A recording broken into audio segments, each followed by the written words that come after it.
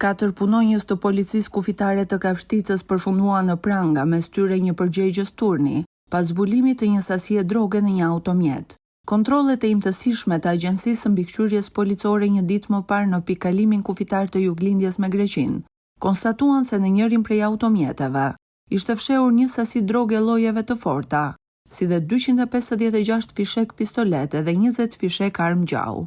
Sipas të dhënave rezultoi se lënda narkotike në sasin prej 6 kg ishte heroin dhe ishte fshehur në një vend të përshtatur Renkas në automjet, ndërsa kishte si destinacion Greqinë. Pas sekuestrimit të drogës gjatë aksionit të AMP, Drejtorisë Vendore të Policisë Korçë dhe forcave të kufirit, u arrestua drejtuesi i mjetit Valmir Balliu nga fshati Vërdovi Pogredecit. Hetimet e mëtejshme për rastin bën që në pranga të përfundojnë edhe 3 inspektorët e pikës së kalimit kufitar të Kapshticës, Franz Bylyku me detyrë nën specialist kontrollor, Lirim Hymetllari dhe Denion Myteberi me detyrë trup shërbimi, si dhe përgjegjësi i turnit Ylli Dushku, të cilët akuzohen për shpërdorim detyre, pasi nuk kanë ushtruar kontroll në mjetin ku ishte fshehur lënda narkotike.